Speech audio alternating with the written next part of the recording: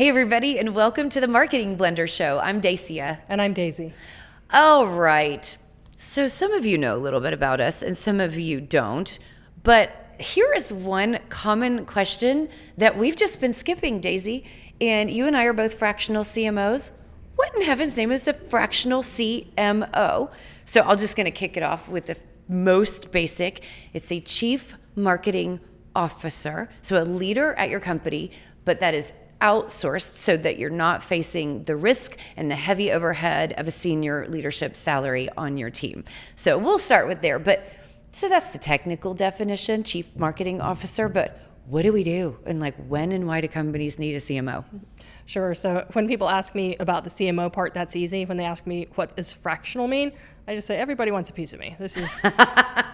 I'm so stealing that. I can't just work with one client. Pinkies up, people. Yes, exactly. So a fractional chief marketing officer, when do you need one? Well, you need one if you need marketing strategy and you don't have a marketing strategy. The number one problem I see with organizations, they want to hire for marketing, but they're hiring a marketing coordinator or director or manager or sometimes just a content person. There's nothing to plug them into. They have no idea going into that company, what can they do to be most successful and to drive results? And that's because people who are marketing tacticians have not been trained to build marketing strategies. That is an executive level function. So if you don't have a full-time chief marketing officer, but you need a marketing strategy, which means anytime you're spending on marketing, you better be doing it strategically, you need a fractional chief marketing officer. And it might be someone that works with you 10 hours a month. It might be 20 hours a month. It might be 30 hours a month. This depends on business size, maturity, revenue goals, and things like that. But if you don't have a CMO in place, but you want to grow your business, you need to be looking at the fractional. Absolutely. You can kind of distill it down to the kind of questions that you're asking yourself or your team based on company size, of course. And so those questions might sound like, how are we going to accomplish this goal? Or how are we going to get the attention of certain type of buyers? The other side of the question, so those of course are, how are we going to fill our pipeline and how are we going to hit our revenue goals? The other side is, how do we know it's going to work and how much can we get for our money? So it's a return on investment. It's about effectiveness. So it's number one, the plan on how you're going to get there. And number two, what are you going to get for those efforts and how do you know that it's actually going to work? So those are kind of the bookends. And basically we talk a lot internally and with our own clients about avoiding waste of attention, time, and money. So making sure that all of your resources are really being directed in the most powerful direction and taking everything up the value chain and really making sure that you're doing the right things in the market. Another thing I would say is that if you have an organization that has an executive in a sales leadership position and you've reached a point where you can't just keep adding more salespeople and growing your revenue that way, it is time to have an executive in the marketing position. Not someone who reports into sales, but someone who's at an equal footing so that they can drive what future pipeline looks like. Yeah, such a great question.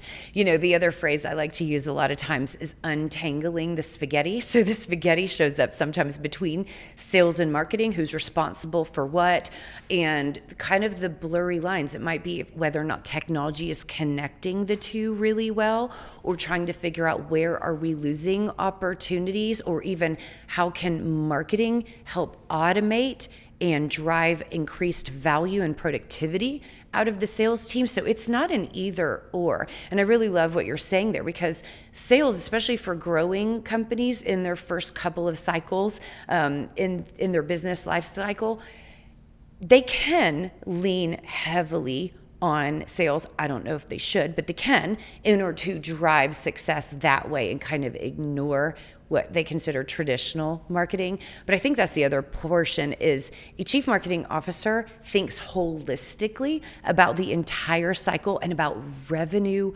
strategy.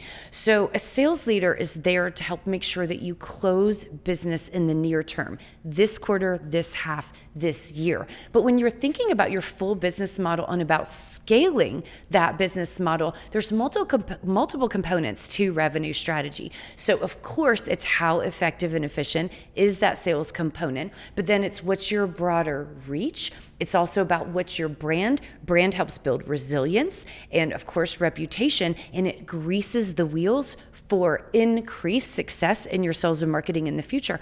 But also, who is overseeing that component about client churn, referrer marketing, and all of the different breakdowns of where revenue flows through your business, and making sure that someone has a holistic approach around your revenue strategy is a really great place for CMOs to be sitting in. I'd like to also touch on a common misconception we run into in fractional CMO engagements. So many businesses are used to the traditional marketing agency model that they don't realize the full scope of what's available to them when they have a real executive in that outsourced position. So I'll have clients that don't realize that I should be on their internal strategy calls. I should be talking with them about their talent acquisition strategy. Yes. I should be helping them interview new marketing people and sales people, because those two things need to work together. There are all kinds of support you can get from a real fractional CMO that you could never ask a marketing agency to step in and help with. That is absolutely right. Yes, we have an agency side, but we even refer to them as an outsourced marketing team. And it's because with the CMO model, it also means we identify capability gaps or capacity gaps with our clients. And so if they need those filled, we have extremely talented people that come in and plug those gaps, but it's not about replacing. And also, that also means that your CMO makes sure no one's just delivering social media, or we're running this campaign over here. There's a role and a goal behind everything, and a seasoned leader like a CMO is, number one, responsible and accountable for those roles and goals. Number two, is good at making sure to match quantified metrics behind it and make sure that everybody is aligned around those metrics, and more importantly, that those metrics are aligned with your goals. And three, managing, overseeing, and up-leveling your resources. So some people might be surprised that even though we do have the agency side of our business, that we manage other agencies, we mentor internal teams. You already mentioned we help hire and internal resources when a company gets to a point where they do need an internal marketer. So we are truly functioning like a real leader at the table, just for a fraction of the cost. This is one of the main things you'll notice in the difference between having a fractional CMO and working with a traditional agency. Agencies work on projects and campaigns. They are responsible for delivering stuff, marketing things. They are responsible for doing things. A fractional chief marketing officer is responsible for driving results around revenue, reputation, and resilience for your brand. So everything that a fractional CMO is doing, aiming toward, guiding their team toward, has to be results focused and not just marketing activity focused. I agree. So, if you were to give anybody advice about finding a CMO, what are kind of some of the directions that you would go, or even a senior marketing leader if they're thinking about hiring internally? What's kind of some of the things that people should be looking for? I would say it's tempting to look for someone who's done the exact thing in the exact industry that you're in, but what you actually need to look for is someone who has systems and structures for repeatably building marketing success around, again, those metrics. Are they able to help companies drive revenue? Are they able to enhance the brand reputation and awareness for a company? Do they know how to build strategic pipelines that don't just deliver short-term results, but long-term repeatable results?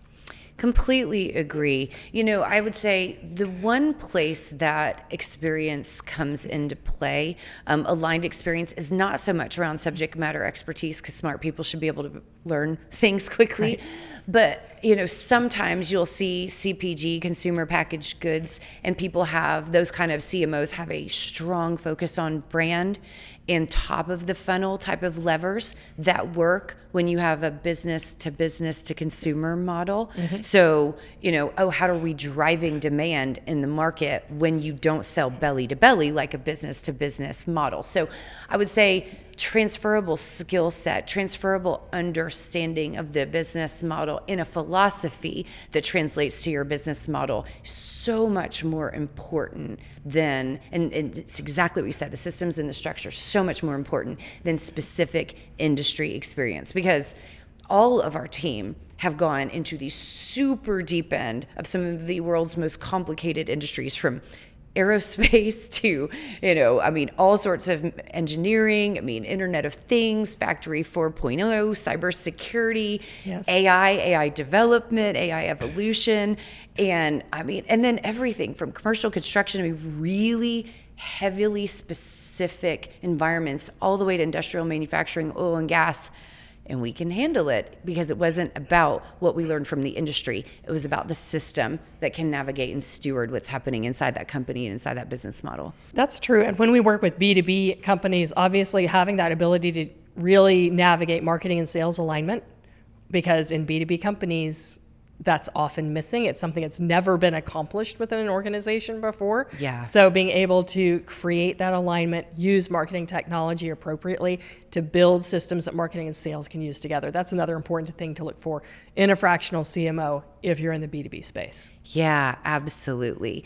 So, and I guess I would say I'm going to offer a couple of cautionary tales to add to that when people are considering this. So, all marketers are good communicators. Are we allowed to say that? We are. You guys, marketers and salespeople, we're great communicators. We've been trained on this. Most of us have natural inclination towards this, and it's the world we live in every day. Of course, you're going to like us.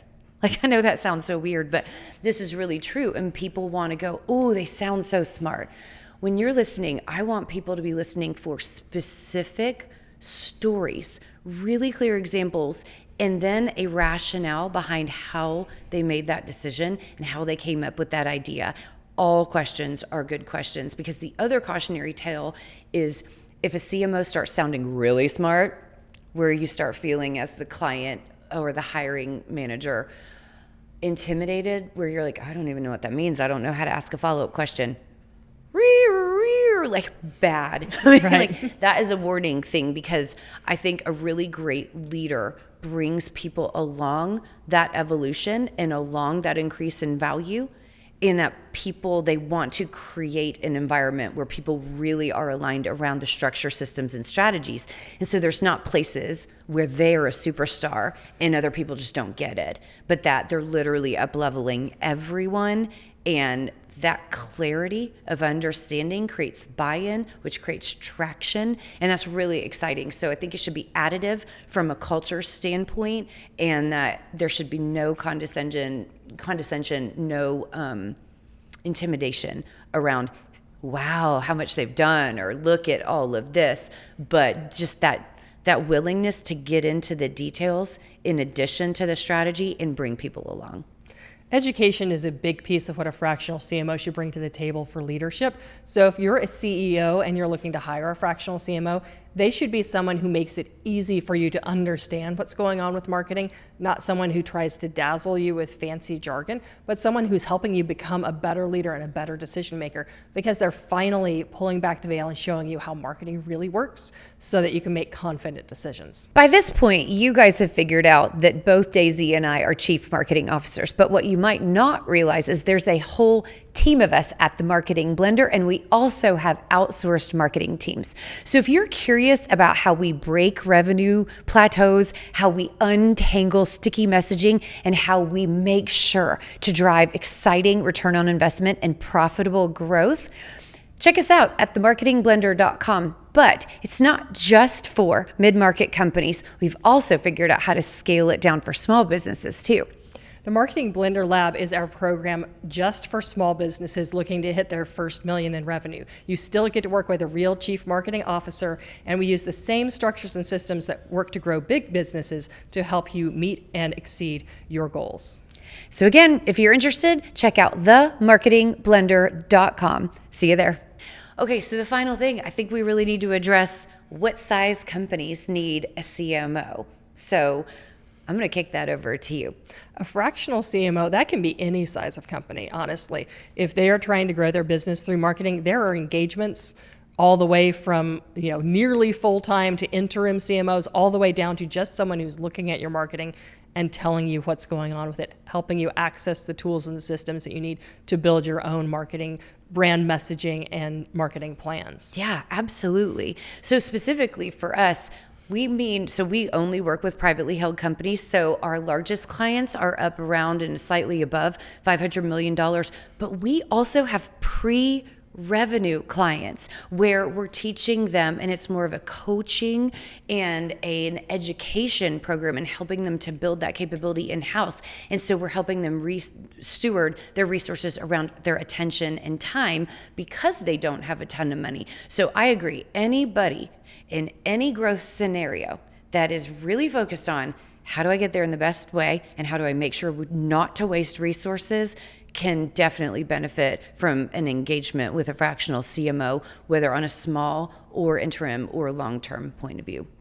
I agree. If you have a CEO, you have a COO, you have a CFO, you have a VP of sales, that marketing piece is right up your alley. You need to start looking at who should be filling that role and how much of a fractional do you need. Yeah, absolutely. So you guys, thanks so much. I hope this helped. We are going to link some additional blogs and resources that go into a deeper dive. We have another episode that talks about the different type of marketers. If you're thinking about hiring internally, you will love that episode. And we're going to dive into some more specifics in the blogs around what is a CMO, how do you know you're getting a great one, and how can you make sure that you're getting the strategy that you need in order to hit and accomplish your amazing goals.